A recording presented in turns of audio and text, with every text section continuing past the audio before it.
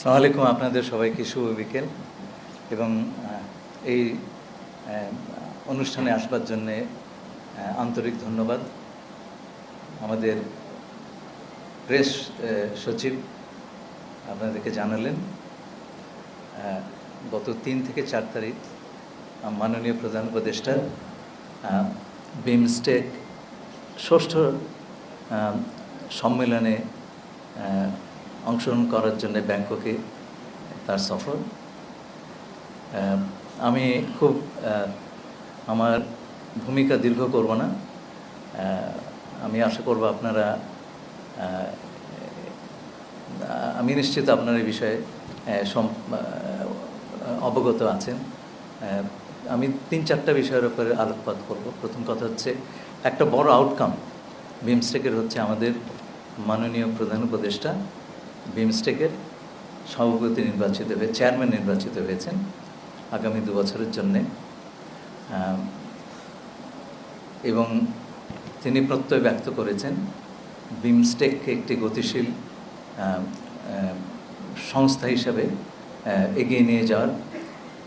বিমস্টেক সদস্যদের নাম দেখলে আপনারা বুঝতে পারবেন যে এখানে দক্ষিণ এশিয়ার সদস্য রাষ্ট্র যেমন আছেন, তেমনি দক্ষিণ পূর্ব এশিয়ার থাইল্যান্ডও আছে। সুতরাং এটা এই দুটো অঞ্চলের একটা যোগসূত্র এবং দু অঞ্চলের যে ইকোনমিক ডাইনামিজম, সেটা অর্জন করার একটা ইনস্ট্রুমেন্ট বিমস্টেক হতে পারে, সেই পটেনশিয়াল তার আছে। আগামী 2 বছরে আমাদের প্রধান উপদেষ্টা মাননীয় প্রধান উপদেষ্টা এই বিষয়ে ফোকাসড অ্যাটেনশন রাখবেন। বিমস্টেকের সচিবালয় কিন্তু ঢাকায়। সুতরাং এই আগামী 2 বছর সংস্থাটির সভাপতি এবং সচিবালয় দুটোই ঢাকায় থাকবে এবং আমরা একযোগে কাজ করতে পারবো বলে আশা করছি। বিশেষ করে বিমস্টেকের FTA ফ্রি ট্রেড অ্যাগ্রিমেন্ট, যেটা অনেক বছর ধরে কথাবার্তা হচ্ছে, অগ্রগতি খুব একটা হয়নি। এই ক্ষেত্রে আমরা প্রাণ সঞ্চার করার একটা প্রচেষ্টা ক্রিয়াশীল রাখব।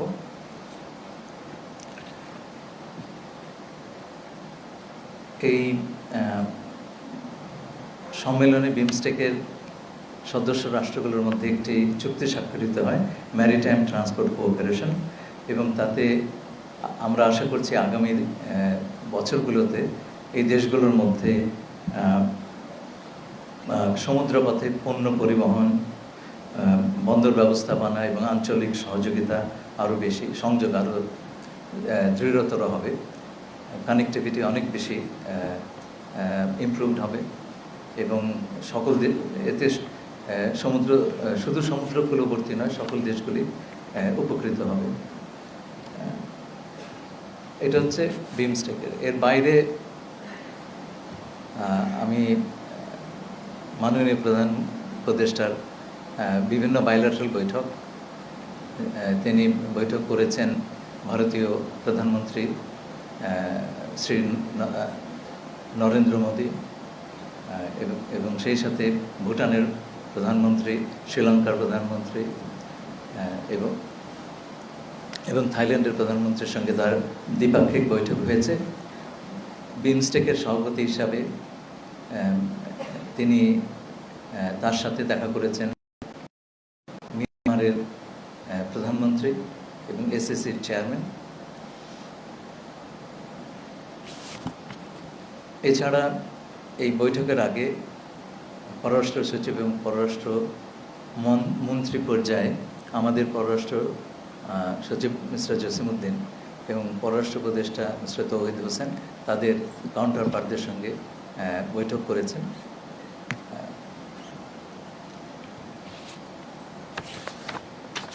তৃতীয় যে বিষয়টা বলবো, মায়ানমারের উপপ্রধানমন্ত্রী এবং পররাষ্ট্রমন্ত্রী উত্থান শোয়ে আমার সঙ্গে আলোচনা করেছেন বৈঠকের এই সম্মেলনের সাইডলাইনে। একটা বড় অগ্রগতি হয়েছে।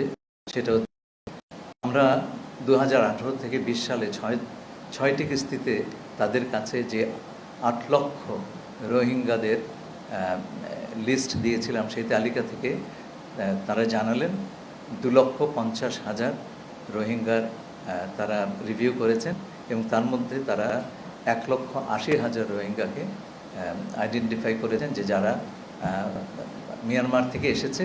আর বাকি 70,000-এর ছবি এবং নাম নিয়ে কিছু কনফিউশন আছে, সেটা দূরীকরণের জন্য আমরা দুপক্ষে আলোচনা চালিয়ে যাব। একই সাথে তারা আমাদেরকে বলেছেন যে বাকি 5,50,000 রোহিঙ্গা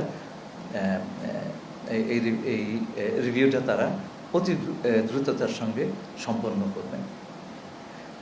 আমি এখানে থামবো, আপনাদের প্রশ্ন থাকলে আমি তার সানন্দে জবাব দেব।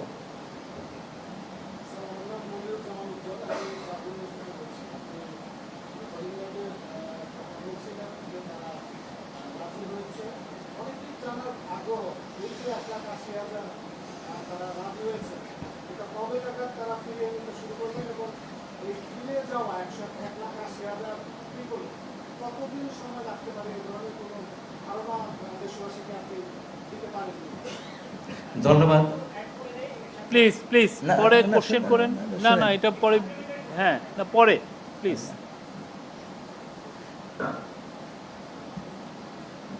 এই যে 1,80,000 যাদেরকে ক্লিয়ার করা হয়েছে, তার তো কালকেই চলে যাচ্ছেন না।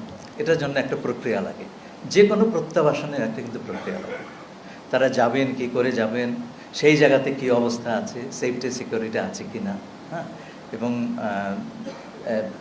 যাবার ওইখানে তারা যে যাবেন তাদের জীবন জীবিকার সংস্থান আছে কিনা, যে কোনো, শুধু এই রোহিঙ্গার ব্যাপারে নয়, যে কোনো আপনার এসে প্রত্যাবাসনে এই ধরনের বিষয়গুলো আমাদেরকে মনে রাখতে হবে এবং এগুলো নিরসন করতে হবে।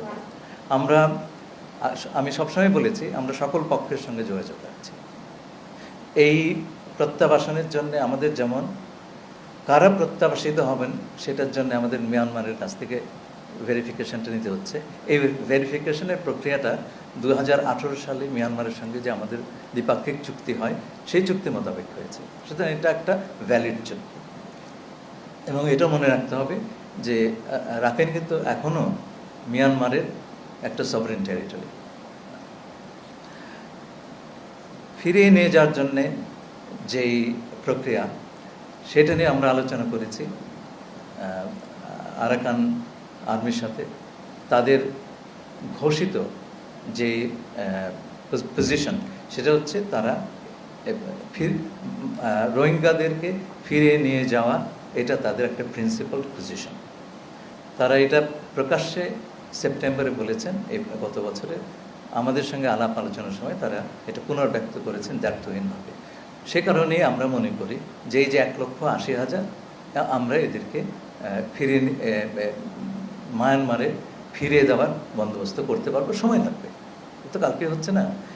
এই যাতে দ্রুততম সময় তারা যেতে পারেন, আমাদের প্রচেষ্টা থাকবে সেটাই। এবং সেজন্য আমরা মায়ানমার কিংবা আরাকানের যে যারা বাস্তবে এখন অথরিটি, আন্তর্জাতিক সংস্থাগুলো এবং আমাদের যারা বন্ধু দেশগুলো আছেন, তাদের সবার সঙ্গে মিলে আমরা এই কাজটি করব।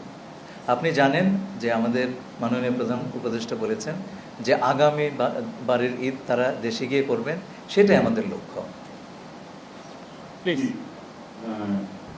দেশে একটা বিনিয়োগ সম্মেলন চলছে, অনেক বিদেশি বিনিয়োগকারী এসেছেন, তারা বিভিন্ন প্রকল্প ঘুরেও দেখছেন, ভালো একটা রিভিউ দিয়েছেন। কিন্তু এইরকম একটা পরিস্থিতির মাঝে ইসরায়েল বিরোধী বিক্ষোভের নামে একদল তরুণ বেশ কিছু বহুজাতিক কোম্পানির আউটলেট লুটপাট করলো। তো এই বিদেশি বিনিয়োগকারীদের কাছে কি মেসেজ গেল?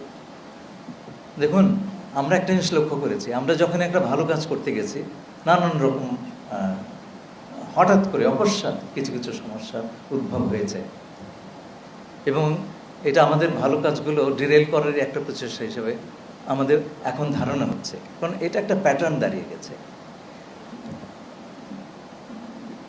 গাজাতে ইসরায়েলের কর্মকাণ্ডের সারা বিশ্ব বিবেক ক্ষুব্ধ এবং বাংলাদেশে তার প্রতিক্রিয়া খুব স্বাভাবিক। কিন্তু আমার কাছে সবচাইতে বেদনাদায়ক যেটা মনে হয় যে আমাদের ঘাড়ের উপর একটা গাজা বসে আছে, রোহিঙ্গা, তার সেইটা নিয়ে কারো মিটিং মিছিল নাই, সেইটা নিয়ে আলাপ আলোচনা নাই, আছে হচ্ছে এগুলো নিয়ে রাস্তায় নামা, লুটপাট করা। এগুলো বন্ধ করতে হবে। আমার সমস্যা আমাকে আগে সমাধান করতে হবে। হ্যাঁ, পৃথিবীর সকল নির্যাতিত মানুষের পাশে বাংলাদেশের মানুষ। আমরা যে প্রক্রিয়াতে গেছি, আমাদের স্বাধীনতা সংগ্রামের সময় সারা বিশ্বে নির্যাতিত নিপীড়িত মানুষ আমাদের পাশে দাঁড়িয়েছিলেন। এটা আমাদের ঐতিহাসিক দায়। এই দায় আমাদের সবসময় মেটাতে হবে। কিন্তু আমার ঘাড়ের উপর তো একটা সমস্যা বসে আছে, নাকি রোহিঙ্গার একটু কম মুসলমান আর অন্যরা একটু বেশি মুসলমান। আমার কিন্তু খুব লজ্জা লাগে যখন বাইরে আমাকে জিজ্ঞেস করে, তোমার দেশে তো রোহিঙ্গা নিয়ে কথাবার্তা নেই, তোমরা অন্য বিষয় নিয়ে কথা বলো। ভাই, আমার প্রায়োরিটি তো আমাকে বুঝতে হবে। আমি সবাইকে আহ্বান করব যে দেখুন, বাইরের কথা আলাপ নিশ্চয়ই করবেন, কিন্তু ঘরের সমস্যা এইটা নিয়ে প্রথম দাঁড়িয়ে যাবেন। তা নাহলে পরে আমরা দেশের স্বার্থ রাখতে পারবো না। শহীদ ভাই,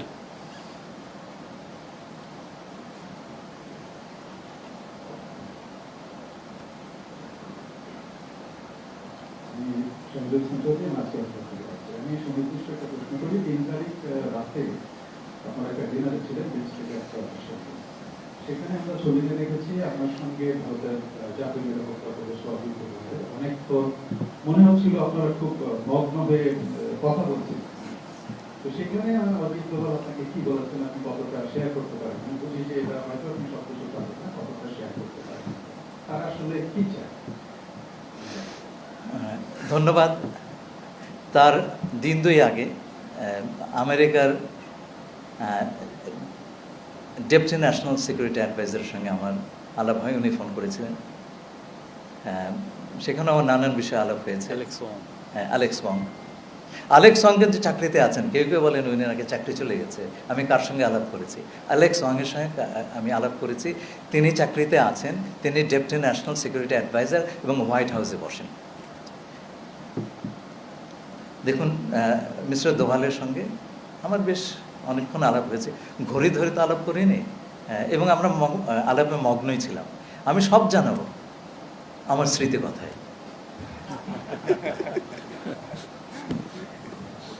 জুয়েল প্লিজ। স্যার, আপনি বলছিলেন রোহিঙ্গা রিপাট্রিয়েশনের বিষয়ে, এখানে সেফটি সিকিউরিটি একটা ইস্যু। আমরা বরাবরই করে ভলান্টারি রিপাট্রিয়েশন যাচ্ছি। এখানে একটা বিষয় আপনি বলেছেন যে আরাকান আর্মি ইন প্রিন্সিপাল তারাও চায়, তাদের পজিশন হচ্ছে তারা রোহিঙ্গা রিপাট্রিয়েশন চায়, কিন্তু ধরেন ওইখানে যদি 80% 90% জায়গা আরাকান আর্মির আন্ডারে থাকে, আপনি বলছেন সুপ্রিম কোর্টে স্টিল মেম্বার, তো ওদের দেশের মধ্যকার যে এই যে পরিস্থিতি, সেটা কি রোহিঙ্গাদের যাওয়ার বিষয় বিলম্বিত করবে কিনা আপনারা সেই বিষয়ে, কিংবা আপনারা এই বিষয়টা মাথায় রাখছেন কিনা? আমরা সব বিষয়ে মাথায় রাখছি। আপনারা গত 3 মাসে দেখেছেন আমরা এই বিষয়ে যথেষ্ট অগ্রগতি অর্জন করেছি। প্রথম কথা হচ্ছে, এই বিষয়টা মানুষ ভুলিয়ে যাচ্ছিল। জাতিসংঘে মাননীয় প্রধান উপদেষ্টা গিয়ে এই বিষয়টি উত্থাপন করলেন। শুধু তাই নয়, জাতিসংঘের একটা আন্তর্জাতিক সম্মেলন হবে সেই সিদ্ধান্ত তিনি আদায় করে নিয়ে এলেন। আপনারা দেখলেন UNHCR তার প্রধান এসে বললেন প্রত্যাবাসনে একমাত্র সমাধান। এরপরে জাতিসংঘের মহাসচিব এলেন, তিনিও বললেন প্রত্যাবাসন একমাত্র সমাধান। আমরা গেলাম চীনে, সেখানকার জয়েন্ট স্টেটমেন্টে আপনি দেখবেন প্রত্যাবাসনের সমাধান। এই যে প্রত্যাবাসন হ্যাজ বিকাম দি ইস্যু, আর কোনো ইস্যু নাই। আচ্ছা, এবং প্রত্যাবাসনের ব্যাপারে আমরা একটা প্রথমবারের মতো একটা সংখ্যা পেলাম। গত 8 বছরের সংখ্যাটা আমাদের কাছে ছিল না। এই প্রথম একটা অ্যাগ্রিড সংখ্যা আমরা পেলাম। আচ্ছা, আমাদের একটা ভিত্তি হলো। এখন কথা হচ্ছে, আপনি তো একটা জনগোষ্ঠীকে আগুনের মধ্যে ঠেলে দিতে পারেন না, তার নিরাপত্তা আপনাকে দেখতে হবে। এবং সেইখানে গিয়ে তারা তাদের জীবনযাত্রা যাতে শুরু করতে পারেন, তার একটা এনেবলিং এনভায়রনমেন্ট, এটা আমাদের নিশ্চিত করার ব্যাপারে কাজ করতে হবে। এটা আমরা একা পারবো না, সবার সঙ্গে আলাপ করে করতে হবে। এবং আমি আবারও বলছি, সবার সঙ্গে আমাদের যোগাযোগ আছে, সবার সঙ্গে, কাউকে বাদ দিয়ে আমরা এই কাজ করছি না। আরাকানে যাতে শান্তি এবং স্থিতি কিছুটাও দ্রুত ফিরে আসে, সেইখানকার যে অত্যন্ত কঠিন একটা মানবিক সমস্যা, হিউম্যানিটারিয়ান সিচুয়েশন যাচ্ছে, সেইটা নিরসনের জন্য আমরা আন্তর্জাতিক সংস্থাগুলোর সাথে, বিভিন্ন দেশগুলোর সাথে কাজ করছি এবং যত দ্রুত সম্ভব আমরা চেষ্টা করছি সেইখানকার হিউম্যানিটারিয়ান সিচুয়েশন যাতে আমরা কিছুটা হলেও নিরসন করতে পারি। সেজন্য দরকার হচ্ছে দুপক্ষের, বিবদমান দুই পক্ষের আপনার যুদ্ধের বিরতি।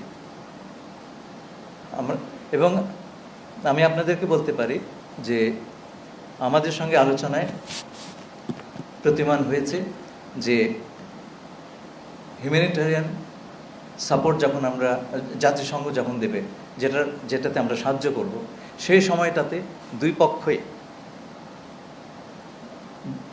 যুদ্ধাবস্থা পরিহার করবে। আমি শেষ করছি। এবং তার থেকে একটা স্থিতির সূচনা হবে বলে আমরা আশা করছি। সেই মুহূর্তটার জন্য আমাদের অপেক্ষা করতে হবে, খুব বেশি দেরি নেই সেটা। এবং সেই সময় থেকে আমরা প্রত্যাবাসনের ব্যাপারে একটা বাস্তব আলোচনা করতে পারবো। বলুন। আমি শুনতে পাচ্ছি না। ইউএন সেক্রেটারি জেনারেল যখন এসেছিলেন তখন আমি প্রশ্নটা করেছিলাম, উনি এক ধরনের ইন্টারন্যাশনাল হিউম্যানিটারিয়ান করিডোর তৈরি করতে চাচ্ছেন রোহিঙ্গা ইস্যুটি বেস করে আরাকান, রাখাইন এবং বাংলাদেশের মধ্যে। তো বাংলাদেশের স্ট্যান্স কি আসলে এই ইন্টারন্যাশনাল করিডোর, হিউম্যানিটারিয়ান করিডোর?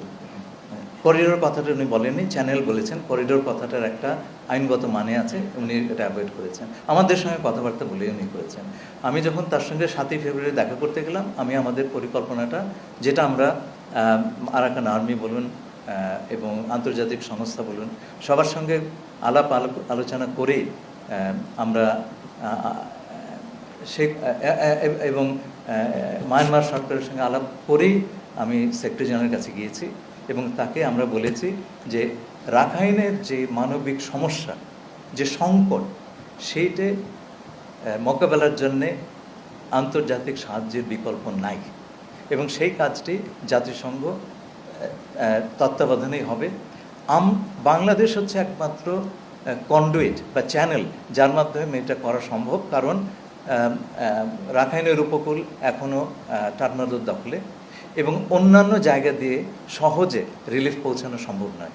আমরা তাতে এই কাজটি এই জনগোষ্ঠীর জন্য করতে চাচ্ছি। এই কারণে আবারও বলছি, সকল মানুষই কিন্তু মানুষ। রাখাইনরা নির্যাতিত হয়েছে, গভীর পরিতাপের বিষয়।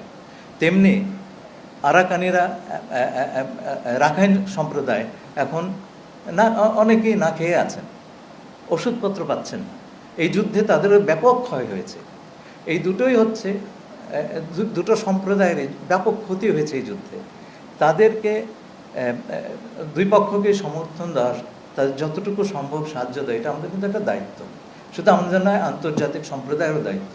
এই আমরা সবাই হয়েছি। আমি আগামী দিনগুলোতে এইটুকু আপনাদের বলতে পারি, আমাদের চেষ্টার কোনো কমতি থাকবে না, কোনো ঘাটতি থাকবে না। আমরা চেষ্টা করব যাতে মানবিক সাহায্য প্রদান প্রক্রিয়াতে আরাকানে একটা স্থিতির অবস্থা আসে, শান্তির অবস্থা আসে এবং সেইখান থেকে আরাকান তার নবসূচনা করতে পারে। সেটাই হচ্ছে রোহিঙ্গাদের প্রত্যাবর্তনের একটা বড় আপনার শর্ত বলবো না, এটা খুব প্রয়োজনীয় একটা বিষয়। তাদেরকে আমরা একটা ইনসিকিউর অবস্থায় ঠেলে দিতে পারি না। স্যার, আমার নাম মোস্তফা মল্লিক, আমি চ্যানেল আই কাজ করি। বলুন। আপনার ইয়ে থেকে স্যার, আমরা এতদিন আসলে এই রিপোর্টই করতাম, আসলে রোহিঙ্গারা আসছে। একটু আগে আপনি যেটা বললেন যে রাখাইনে শান্তি প্রতিষ্ঠার জন্য বাংলাদেশ কাজ করছে, এটা একটা নতুন মানে আমি আন্তর্জাতিক মিডিয়ায় যদি এইভাবে সংবাদটা আসে, এটা বাংলাদেশের জন্য ডেফিনেটলি একটা ভালো পজিটিভ একটা দিক। তো এইটা নিয়ে আসলে কতটুকু এগিয়েছে, মানে ওই পার্টে, যাতে আমরা তাদের সাথে কথা বলেছি, এটা একটা। আর একটা স্যার, আমি প্রশ্নটা সব জায়গায় করি যে প্রফেসর ইউনূস সাহেব চাচ্ছেন, শুরু থেকেই বলছেন যে সার্ককে আবার কার্যকর করা। তো এখন বাধাটা কোন জায়গাটা, এটা কতদূর পর্যায়ে এগিয়েছে? ধন্যবাদ। আপনার দ্বিতীয় প্রশ্নের উত্তরটা প্রথমেই দিচ্ছি। আমরা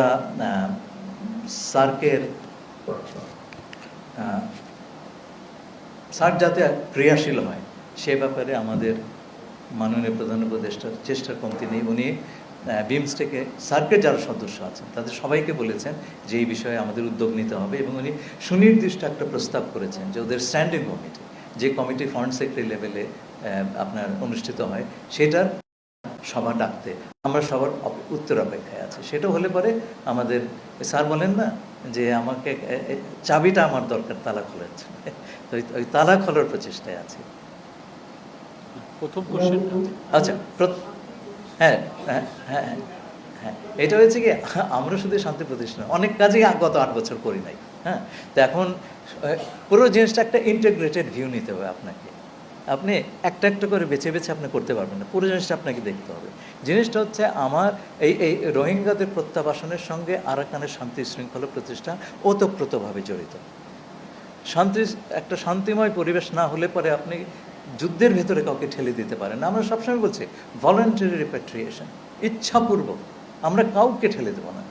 কিন্তু যাবার জন্য সবাই মুখিয়ে আছেন, এটা আপনারা মহাসচিবের এবং মাননীয় প্রধান উপদেষ্টার যে ইফতার অনুষ্ঠান আপনি দেখেছেন, মানুষ কিভাবে রেসপন্ড করেছে, তারা যেতে চায়। মহাসচিব নিজে উদ্যোগে মানুষকে, রোহিঙ্গাদেরকে পথে পথে জিজ্ঞেস করেছেন, বাড়িতে বাড়িতে গিয়ে জিজ্ঞেস করেছেন যে তোমরা কি যেতে চাও। সবাই যেতে চেয়েছে উইদাউট এক্সেপশন।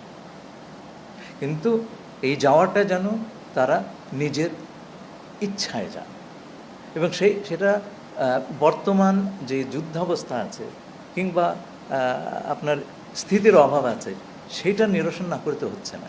সেই কাজটা আমাদের করতে হবে, শুধু আমরা করছি না, কিন্তু এটা সবাই আমাদের সঙ্গে আছে। এই ডাইমেনশনটা আমাদের আগে ছিল না, অনেক ডাইমেনশনে আমাদের আগে ছিল না।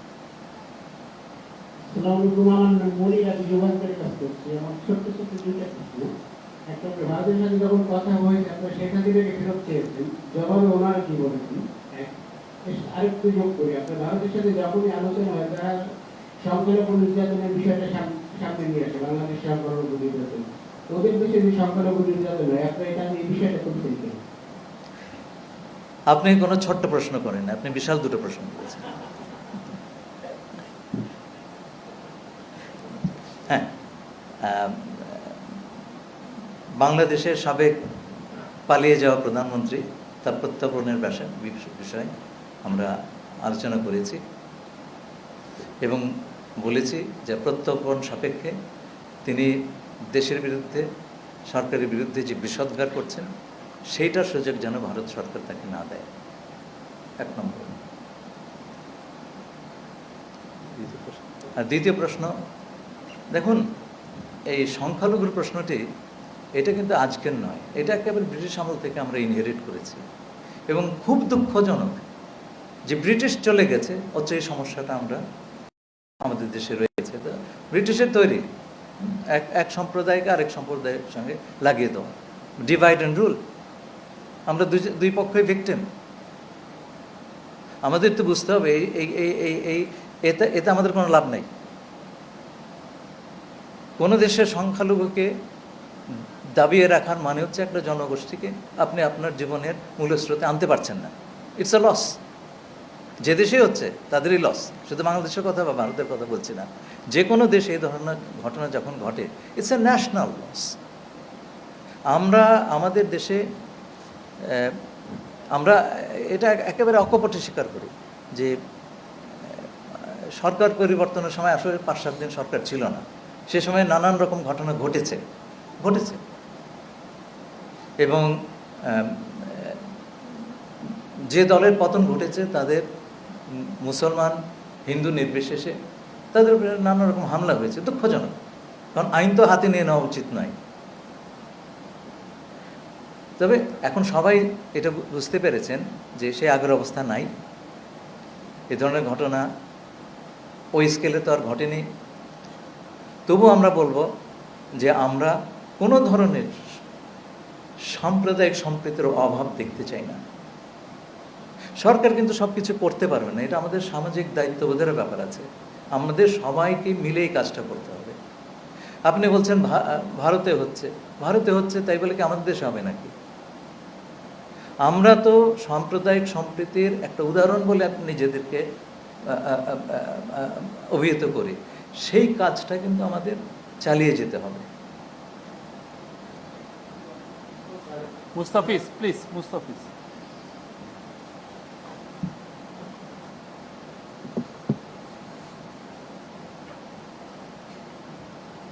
এরপরে আমরা একটা কোশ্চেন নিব। আমি মুস্তাফিজ নিবেদন করছি। স্যার, আপনি যে প্রশ্নের জবাবে যেটা বলছিলেন, এখানে জানার আগ্রহ হচ্ছে যে ইন্ডিয়ার রেসপন্সটা কি ছিল, নরেন্দ্র মোদীর রেসপন্স কি ছিল, শেখ হাসিনার এক্সট্রাডিশনের বিষয়ে ঢাকার যে রিকোয়েস্ট, এই বিষয়ে নরেন্দ্র মোদীর রিপ্লাইটা কি ছিল। আর একটা হচ্ছে যে বাংলাদেশের দিক থেকে আরো যে একটা বিষয় আলোচনা হয়েছিল, আমরা জেনেছি যেটা তার মধ্যে আছে গ্যাঞ্জেস ওয়াটার শেয়ারিং ট্রিটি রিনিউয়াল, যেটা 2026 শেষ হচ্ছে। এটা রিনিউয়ালের বিষয়ে ইন্ডিয়ার রেসপন্স কি, এবং তিস্তা ওয়াটার শেয়ারিং ট্রিটির যে দীর্ঘদিন থেকে আলোচনা আছে এ বিষয়ে কোনো আমরা অ্যাসুরেন্স পেয়েছি কিনা নরেন্দ্র মোদীর কাছ থেকে। Thank you sir. দেখুন, গঙ্গা চুক্তি, গঙ্গার ওয়াটার শেয়ারিং চুক্তি, এটা শেষ হয়ে যাচ্ছে সম্ভবত আগামী বছর। আমরা দুপক্ষে যোগাযোগ রাখছি যাতে করে এর আলোচনাগুলো স্মুথলি শুরু হয়। আমাদের ধারণা ভারতের কাছ থেকে আমরা এই ব্যাপারে ভালো সহযোগিতা পাব। তিস্তার ব্যাপারে আমরা তাদেরকে জানিয়েছি। আমি আপনাকে বলি, আমাদের দেশের 14% লোক মানুষ তিস্তা অববাহিকায় বসবাস করেন। 14%। তাদের জীবন, জীবিকা, ভবিষ্যৎ, ওই অঞ্চলের ইকোলজি, সব কিছু নির্ভর করছে পানির অ্যাভেলেবিলিটির উপরে। পানি নাই, ও পুরো জায়গাটাই নাই। তো এই তিস্তা অববাহিকার পানি অন্তত পক্ষে আপনার মিনিমাম অ্যামাউন্ট অফ ওয়াটার, এইটা নিশ্চিত করা কিন্তু বাংলাদেশ সরকারের একটা বিশাল প্রায়োরিটি। আপনি 14% লোককে একেবারে এই ধরনের একটা পরিস্থিতি ঠেলে দিতে পারেন না। সেই জন্য আমরা সবার সঙ্গে কথা বলছি, ভারতকে বলছি চুক্তিটা করেন। চুক্তি করলে তো অন্য কিছু করার দরকার নেই। আর একই সঙ্গে আমার তো অন্য অপশনগুলো হাতে রাখতে হবে। সে কারণেই আমরা সব পক্ষের সঙ্গে কথা বলছি। শেখ হাসিনার প্রত্যর্পণ, আমরা সেই রিকোয়েস্ট করেছি, আমরা এই বিষয়ে দুপক্ষ কাজ করবে। প্রধানমন্ত্রী ভারতের শ্রী নরেন্দ্র মোদী স্পষ্টভাবে বলেছেন তারা বাংলাদেশের সঙ্গে যে সম্পর্ক, সেটা কোনো ব্যক্তি বা দলের সম্পর্ক নয়। এটা কিন্তু বুঝবেন, ব্যক্তি বা দলের সঙ্গে সম্পর্ক নয়, এটা রাষ্ট্রের সম্পর্ক। আমরা কিন্তু তাই মনে করি, এটা দুটো রাষ্ট্রের মধ্যে সম্পর্ক, এবং সেই ভিত্তিতেই আমরা দুটো রাষ্ট্রের সম্পর্ককে এগিয়ে নেব। Thank you. রফিক।